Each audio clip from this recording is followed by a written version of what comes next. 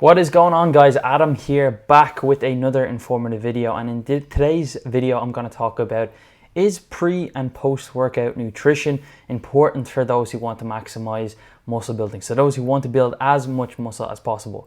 And since I don't have a PhD, I think I need to flex to at least show that I have some authority in talking about this topic. Now first, we need to address the misconceptions, or at least the hypothesis of what people think around pre and post workout nutrition. Now the first one is that we need protein pre and post workout in order to maximize muscle protein synthesis, so to turn on that anabolic signaling. 2, we need carbohydrates to replenish glycogen, so for any glycogen or carbohydrates that we burn through that training and after that training, we need to replenish those as soon as possible and as fast as possible. 3, we need carbohydrates in order to maximize insulin levels, because insulin's anabolic, right? So we need to maximize those 3 things. But when we look at the overall body of research, it doesn't really line up with those kind of things. So first I'm going to break them down in terms of the 3 things that I just mentioned. So first, protein. Does that even matter pre and post exercise?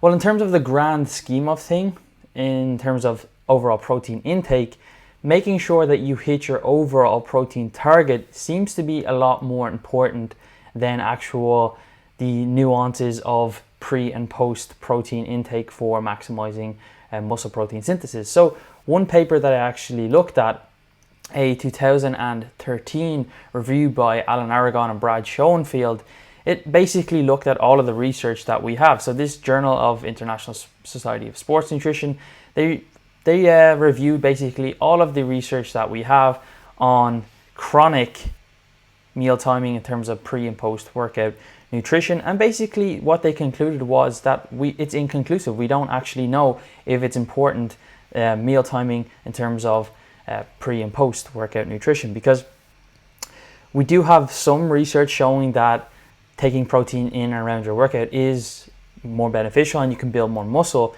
However, we need to make sure that overall protein is matched in these studies, because if you eat more protein or somebody is eating less protein or insufficient protein for muscle building, then obviously they're not going to get the same kind of results. But when we look at the ones that did match protein, it's pretty much 50-50. Is it important? Is it not important? We don't really know. So it's inconclusive right now whether we should take protein in and around the workout. But what we do know is that overall protein intake for the day is the most important. Second, we need to look at carbohydrates. So that the hypothesis that we need to get glycogen replenished because of the workout. We're burning through the ton of calories and burning through a ton of carbohydrates during the workout. But what most people don't realize about weightlifting or like bodybuilding specifically is that you don't actually burn that much calories. You burn maybe 200 to 400 calories, like a really hard leg day, maybe around 400 calories, and you're not actually burning through that much stored glycogen. So if you think about our 3 energy pathways, when we're doing short rests or short rest periods with low repetitions, so anywhere between say like 1 rep and 8 to 10 reps, we're really using that ATP creatine phosphate energy pathway, which is stored ATP within the muscle. So we're not actually using any glycogen per se for lifting exercise, and the lower the reps that you go, the less glycogen that you'll actually use. So glycogen around the workout is actually more important, or for endurance athletes. So endurance athletes actually will burn through a lot more glycogen than actually people who are bodybuilding. So we don't really burn as much calories as you think. So when it comes to post-workout, we don't really need to replenish that much glycogen because we haven't burned through that much. And even still, the muscle insulin sensitivity is heightened for up to 24 hours after we train that muscle group. So over that 24-hour period, any glycogen that we did burn through will be replenished.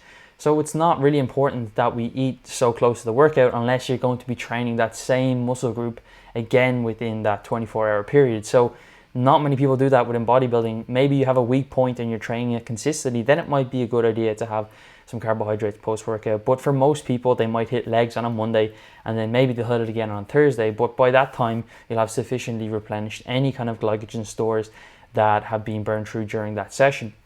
Then we need to look at the effect of insulin. So Insulin in itself is actually an anti-catabolic, so it's not anabolic but anti-catabolic, so it stops muscle breakdown. And IFBB pro bodybuilders, they use insulin for muscle building purposes. But if you think about the amount of physiological insulin that you produce in the body versus these super physiological doses that they take, it's night and day difference. It's like some of the insulin versus all of the insulin. And insulin has this permissive effect, meaning that after we get us past a certain point or release a certain amount of insulin in our body, we don't actually get any more benefits from that. And what most people don't understand is that it's not just carbohydrates that release insulin in the body, but it's actually pretty much all foods, so all macronutrients, and the more insulin you release, depending on the size of the meal. So if you eat a bigger meal, even if it's a mixed meal of carbohydrates, proteins, and fats, you're going to be releasing quite a bit of insulin. So it's not really that important to have a ton of carbohydrates, because even a small meal of protein and some carbohydrates will actually release sufficient or the maximum amount of insulin in a physiological, basically in a natural dose, to maximize that anti-catabolic effects. So does it matter then if we have any protein or any carbohydrates pre and post workout? The only period that I would think that it's important to have some form of carbohydrates and protein would be if you're training in a fasted state. So if you're somebody who wakes up in the morning and you train and you don't eat anything at all, it has been shown in the research that having a meal post-workout with some protein and carbohydrates will maximize that anabolic effects, because you've simply in a net catabolic effect if you don't eat. So if you train without fasted and then you stay fasted, it's probably not the best for overall maximizing muscle protein synthesis, maximizing anabolic effects, and of course maximizing muscle gains. So for everybody else, what we can take away or what we can extrapolate from this is that having some form of protein 1 to 3 hours before and 1 to 3 hours after your training, whether that's from a shake, whether that's from a mixed meal, whether that's from whole foods, whatever it is that you want, that will maximize pretty much all the benefits of muscle protein synthesis. It will maximize the anabolic effects of insulin or the anti-catabolic effects of insulin, and you're pretty much covering all your areas for building as much muscle as possible if you just eat an hour or 2 hours before and an hour or 2 hours afterwards. So that's pretty much what anybody does anyway. So a take-home message, or how can you practically apply this? Well, what I would recommend is that you have around 30 to 50 grams of protein 1 to 3 hours before you train, and 30 to 50 grams of protein 1 to 3 hours after you train. And obviously that's going to be depending on the size of the person and then the amount of carbohydrates and calories that you're eating. So if you're eating a low carb diet, well, then you're not really going to be able to eat 50 grams of carbohydrates before and after, or else it'll become, well, you probably could, but it'll become extremely difficult.